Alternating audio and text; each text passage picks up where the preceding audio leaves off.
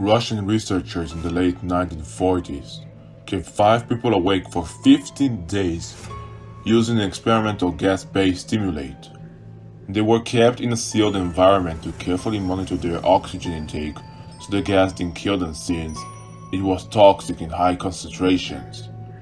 This was before closed-circuit cameras, so they had only microphones and 5 each thick glass porthole-sized windows into the chamber to monitor them. The chamber was stocked with books, coats to sleep on but no bedding, running water and toilet, and enough dried food to last all 5 for over a month. The test subjects were political prisoners deemed enemies of the state during World War II. Everything was fine for the first 5 days. The subjects hardly complained, having been promised falsely that they would be freed if they submitted the test and did not sleep for 30 days. Their conversations and activities were monitored, and it was noted that they continued to talk about increasingly traumatic incidents in their past, and the general tone of their conversations took a darker aspect after the 4-day mark. After 5 days, they started to complain about the circumstances and events that led them to where they were and started to demonstrate severe paranoia. They stopped talking to each other and began alternately whispering to the microphones in one-way mirrored portholes. Oddly, they seemed to think they could win the trust of the experimenters by turning over their comrades, the other subjects, in captivity with them. At first, the researchers suspected this was an effect of the gas itself. After 9 days, the first of them started screaming. He ran the length of the chamber repeatedly, yelling at the top of his lungs for 3 hours straight. He continued attempting to scream but was only able to produce occasional squeaks. The researchers postulated that he had physically torn his vocal cords. However, the most surprising thing about this behavior is how the other captives reacted to it, or rather, didn't react to it. They continued whispering to the microphones until the second of the captives started to scream. The 2 non-screaming captives took the books apart, smeared after page with their own feces and pasted them calmly over the glass portholes. The screaming probably stopped. So did the whispering to the microphones. After 3 more days passed, the researchers checked the microphones hourly to make sure they were working since they thought it's impossible that no sound could be coming with 5 people inside. The oxygen consumption in the chamber indicated all 5 must still be alive. In fact, it was the amount of oxygen 5 people would consume in every level of strenuous exercise. On the morning of the 14th day, the researchers did something they said they would not do to get a reaction from the captives.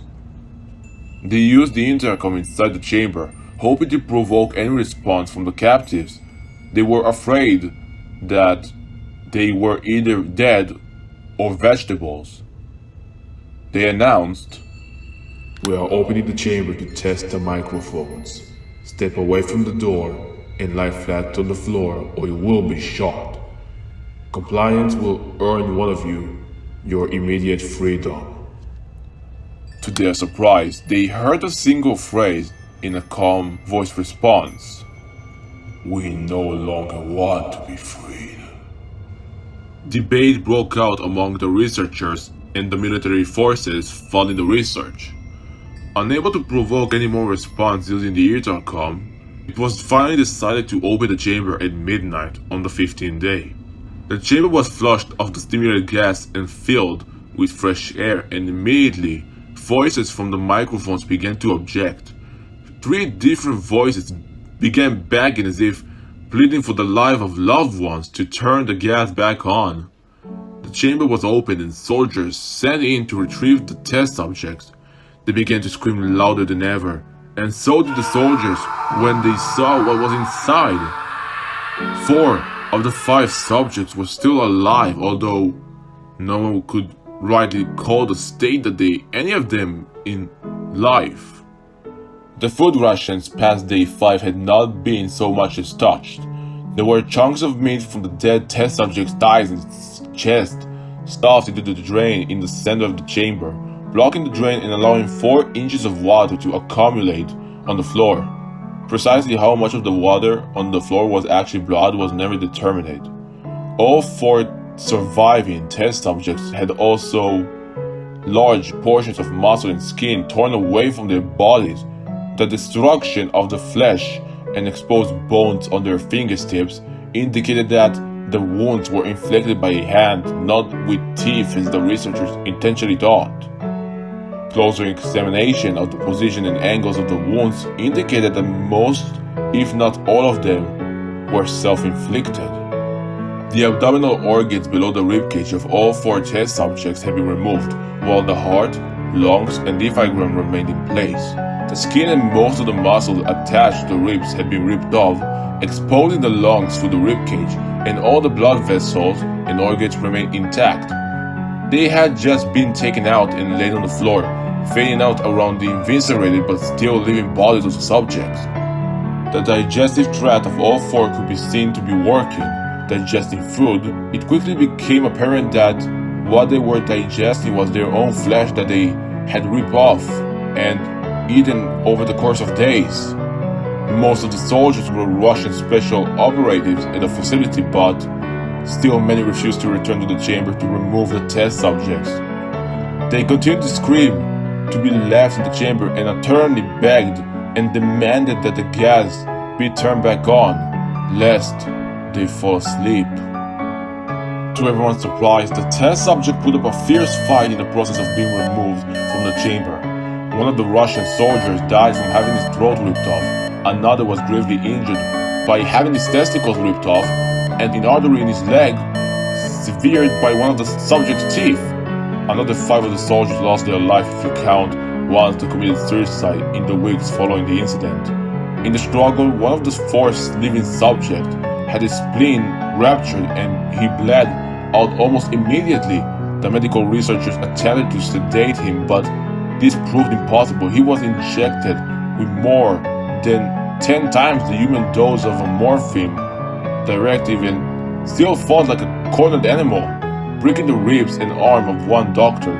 When heart was seen to beat for a full 2 minutes after he had bled out to the point there was more air in his vascular system than blood. Even after it stopped, he continued to scream and flail for another 3 minutes, struggling to attack anyone in reach and just repeating the words more, over and over, weaker and weaker, until he finally fell silent. The 3 surviving test subjects were heavily restrained and moved to a medical facility. The 2 with intact vocal cords continuously begging for the gas, demanding to be kept awake. The most injured of the 3 was taken to the only surgical operating room that the facility had. In the process of preparing the subject to have his organs placed back within his body, it was found that he was effectively immune to the sedative they had given him to prepare him for the surgery. He fought furiously against his restraints when the anesthetic gas was brought out to put him under. He managed to tear most of the way through a 4-inch wide leather strap on one wrist, even though the weight of a 200-pound soldier was holding that wrist as well. It took only a little more anesthetic than normal to put him under. The instant his eyelids flooded and closed, his heart stopped. In the autopsy of the test subject that died on the operating table, it was found that his blood had tripled the normal level of oxygen. His muscles that were still attached to his skeleton were badly torn and he had broken 9 bones in his struggle to not be subdued. Most of them were from the force his own muscles had exerted on them. The second survivor had been the first of the group of 5 to start screaming. His vocal cords destroyed, he was unable to beg or object to surgery, and he only reached by shaking his head violently in disapproval when the anesthetic gas was brought near him. He shook his head yes when someone suggested reluctantly they tried the surgery without anesthetic and did not react for the entire 6-hour process of replacing his abdominal organs and attempting to cover them with what remained of his skin. The surgeon proceeding stated repeatedly that it should be medically possible for the patient to still be alive. One terrified nurse assisting the surgery stated that she had seen the patient's mouth curl into a smile several times whenever his eyes met hers. When the surgery ended, the subject looked at the surgeon and began to wheeze loudly, attempting to talk while struggling. Assuming this must be something of drastic importance, the surgeon had a pen and a pad fetched so the patient could write his message. It was simple. Keep cutting. The other 2 test subjects were given the same surgery, both without anesthetic as well, although they had to be injected with a paralytic for the duration of the operation.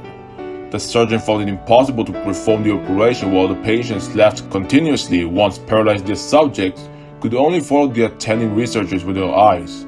The paralytic cleared their system in an abnormally short period of time, and they were soon trying to escape their bonds. The moment they could speak, they were asking again for the stimulated gas. The researchers tried asking why they had injured themselves, why they had ripped their own guts, and why they wanted to be given the gas again. Only one response was given: I must remain awake. All 3 subjects restrained were enforced and they were placed back into the chamber, awaiting determination as to what should be done with them. The researchers, facing the worth of their military benefactors for having failed the stated goals of their project, considered inutilizing the surviving subjects. The commanding officer, a former KGB agent, instead saw potential and wanted to see what would happen if they were put back on the gas. The researchers strongly objected, but they were overruled. In preparation for being sealed in the chamber again, the subjects were connected to an EEG monitor and had their restraint padded for a long-term confinement. To everyone's surprise, all 3 stopped struggling the moment it was let slip that they were going back on the gas. It was obvious that at this point all 3 were putting up a great struggle to stay awake. One of the subjects that could speak was humming loudly and continuously. The mute subject was straining his leg against the leather bonds with all his might.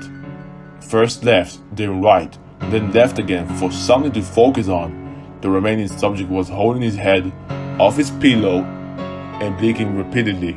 Having been the first to be wired for an EEG, most of the researchers were monitoring his brain waves in surprise. They were normal most of the time, but sometimes they flatlined inconceivably. It looked as if he were repeatedly suffering from brain death before returning to normal. As they focused on papers crawling out of the brainwave monitor, only one nurse saw his eyes slip shut at the same moment his head hit the pillow. His brain waves immediately changed that of a deep sleep, then flattened for the last time as his heart simultaneously stopped. The only remaining subject that could speak started screaming to be sealed in now. His brainwaves showed the same flatlines as one who just died from falling asleep.